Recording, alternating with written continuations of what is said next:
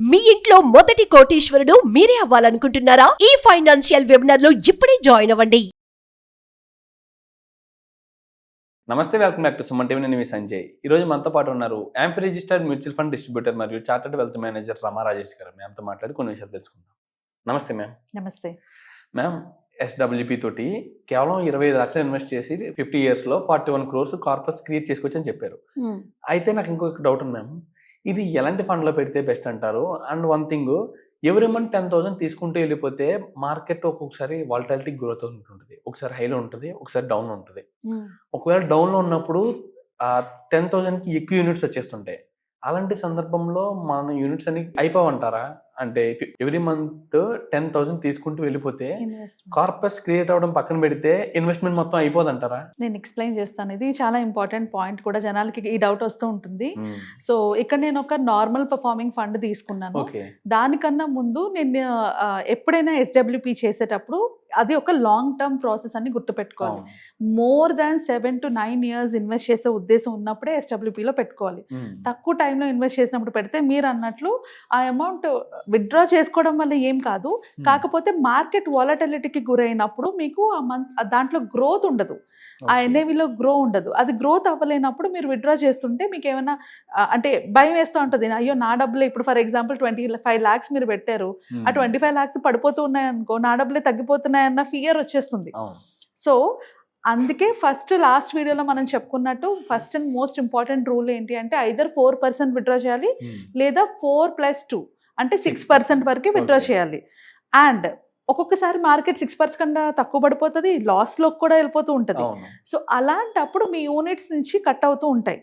అయినా కూడా నేను ఒక ఫండ్ తీసుకొని మీకు చూపిస్తాను. ఎంత కట్ అయినా కూడా అదొక 5 years దాటిన తర్వాత, ఇంకా 10 years దాటిన తర్వాత మీ కార్పస్ జీరో అయ్యే ప్రసక్తే ఉండదు, మీ కార్పస్ నుంచి కట్ అయ్యే ప్రసక్తే ఉండదు.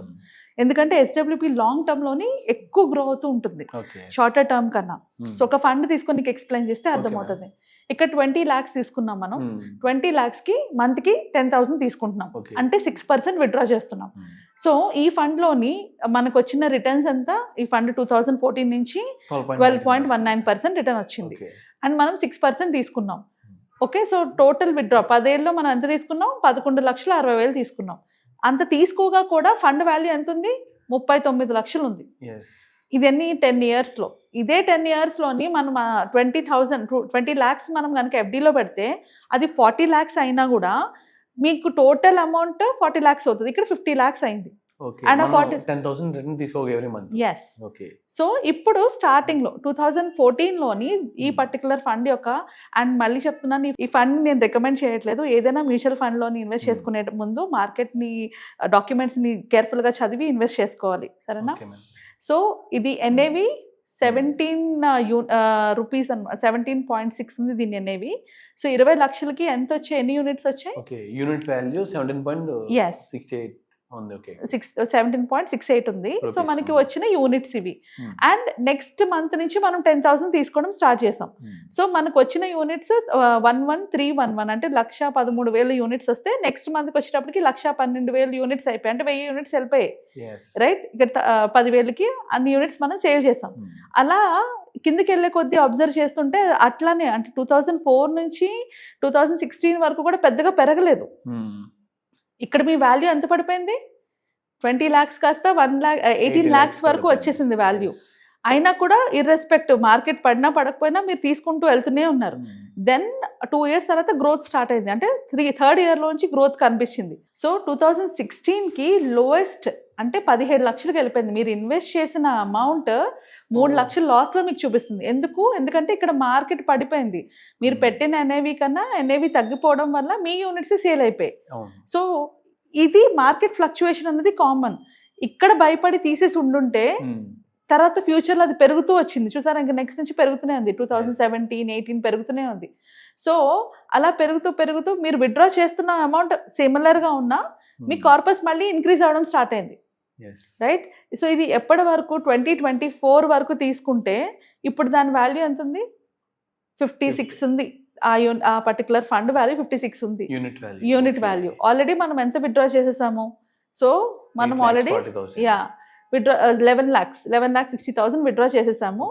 అండ్ మన దగ్గర ఉన్న బ్యాలెన్స్ అంతా 39 lakhs ఉంది. 22,000 yes. సో ఇక్కడ ఏం జరిగింది, ఓవర్ 10 years కనుక స్ట్రెచ్ లో చూసుకుంటే మనకి కార్పస్ పడడం అన్నది ఉండదు. మార్కెట్ కరెక్షన్స్ ఎన్ని వచ్చినా కూడా మీకు కార్పస్ పడడం అన్నది ఉండదు 10 years స్ట్రెచ్ లో చూసుకుంటే. Okay, ఇది ఇంకో ma'am. And one thing ma'am, ఈ ఫండ్ వచ్చేసి 12% కన్నా ఎక్కువ రిటర్న్ జనరేట్ చేసింది కాబట్టి ఓకే మ్యామ్. ఇప్పుడు దీనికన్నా తక్కువ ఫండ్ రిటర్న్ అంటే దీనికన్నా తక్కువ రిటర్న్స్ ఇస్తే ఫండ్ మరి దాని పరిస్థితి ఏంటి? ఇది చాలా ఇంపార్టెంట్ క్వశ్చన్. ఎందుకంటే జనాలు ఫండ్ సెలెక్షన్ రాదు.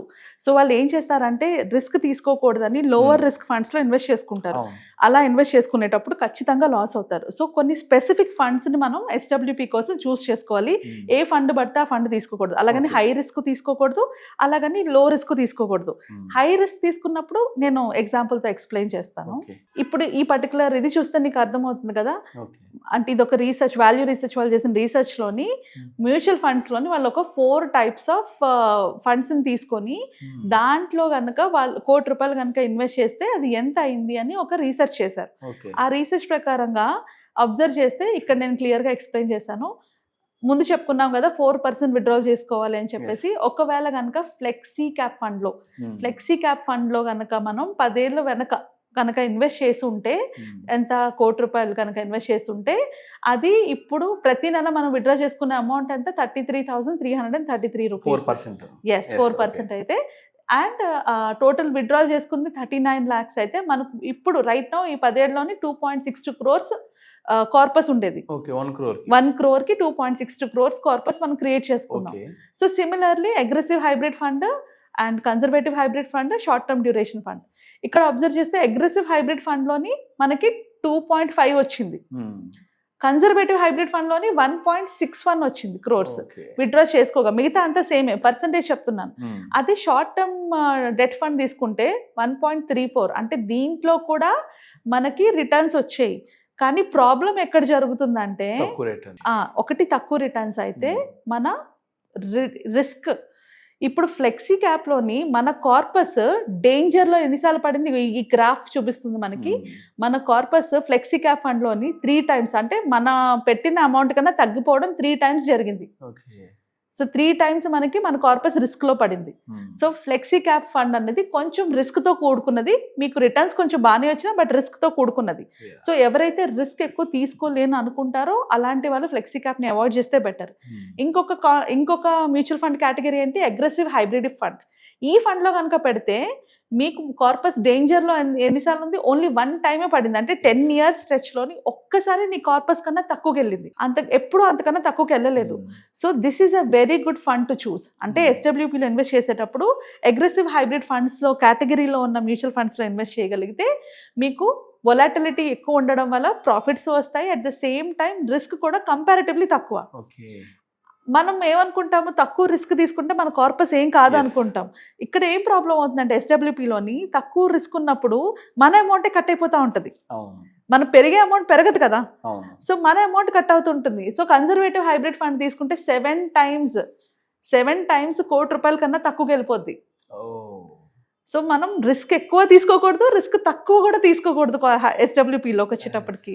అండ్ అదే డెట్ ఫండ్స్లోకి వెళ్తే 10 సార్లు కూడా, అంటే 10 yearsలో 10 times కూడా అది ఎలాగా కార్పస్ పడి లేచి అక్కడే ఉంటుంది. ఎప్పుడు కూడా రిస్క్లోకి వెళ్తూనే ఉంది. సో SWP ఎప్పుడు చేసినా కూడా మనం గుర్తుపెట్టుకోవాల్సింది ఏంటి అంటే, కేటగిరీ చాలా చాలా ఇంపార్టెంట్. మనం ఏ ఫండ్ అయితే సెలెక్ట్ చేసుకుంటామో ఆ కేటగిరీని కరెక్ట్గా చూస్ చేసుకుంటే మన కార్పస్ని రిస్క్లో పెట్టుకోకుండా, అంటే మనం ఇన్వెస్ట్ చేసిన అమౌంట్ని రిస్క్లో పెట్టుకోకుండా మనం వెల్త్ జనరేట్ చేయొచ్చు. సో అలాంటి ఒక కేటగిరీనే ఇది హైబ్రిడ్ ఫండే. ఇప్పుడు ఈ హైబ్రిడ్ ఫండ్లోని మీరు అన్నట్టు ఇదేం పెద్ద సూపర్ పర్ఫార్మింగ్ ఫండ్ కాదు, ఇది just normal performing fund. Average performing fund కూడా మీకు 12% రిటర్న్ ఇచ్చింది. Kotak equity hybrid fund. Yes 12% return ఇచ్చింది. దీంట్లో కూడా మీ కార్పస్ ఎక్కువ సార్లు కిందకి వెళ్ళిపోలేదు మీ దానికన్నా, రైట్? సో ఇంకొంచెం బెటర్ పర్ఫార్మింగ్, ఇందులోనే ఇంకొక బెటర్ పర్ఫార్మింగ్ ఫండ్ చూసుకుంటే ఇది మనకి 63 lakhs ఇచ్చింది రిటర్న్. ఇది మనకి 63 lakhs ఇచ్చింది రిటర్న్. దీంట్లో ఎంత వచ్చింది, దీంట్లో మనకి 50 lakhs వచ్చింది. So Kotak equity hybrid fund లోని మనకి 50 lakhs రిటర్న్ వచ్చింది విత్ క్యాగర్ 12.19%. అదే మనం ఫ్రాంక్లిన్ ఇండియా ఈక్విటీ ఫండ్ చూస్తే 14.32% వచ్చింది.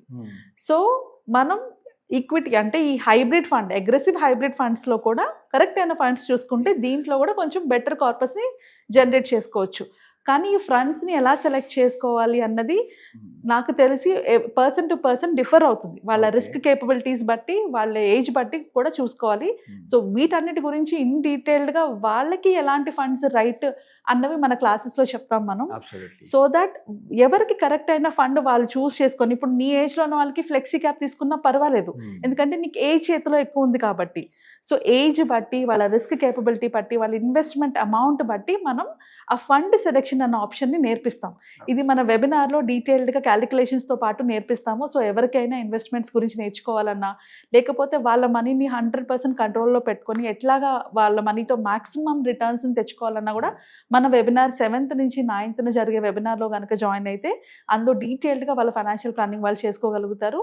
వాళ్ళకు ఒక ఫార్ములా కూడా వస్తుంది, ఎట్లా వాళ్ళు 1 crore కార్పస్ని క్రియేట్ చేసుకోగలరు అనేసి. Absolutely ma'am, thank you very much. And concept కూడా మీరు చెప్పింది చాలా బాగుంది. ఏ టైప్ ఆఫ్ కేటగిరీ ఫండ్ తీసుకుంటున్నాం ఎంత ముఖ్యం, అండ్ ఆ కేటగిరీలో ఎంత మంచి ఫండ్ తీసుకుంటున్నాం అన్నది కూడా అంతే ముఖ్యం. ఎస్, అండ్ అంతేకాకుండా రిస్క్ టేకింగ్ క్యాపబిలిటీ కూడా ఏజ్ని బట్టి తీసుకోవాలి. అవును, అండ్ మనం ఎంత క్యాపబుల్, మన ఏజ్ ఏంటి, మన ఇన్కమ్ ఏంటి, ఇవన్నీ కూడా మైండ్లో క్యాలిక్యులేట్ చేసుకుని మనకి ఏది సెలెక్ట్ చేసుకుంటే బెస్ట్ రిటర్న్స్ ఇస్తుంది అండ్ రిస్క్ మోడరేషన్ కూడా తక్కువలో ఉంటుంది అని చూసుకుని ఇన్వెస్ట్ చేయాలంటారు. అవును. Absolutely. Thank you ma'am, thank you very much. Thank you.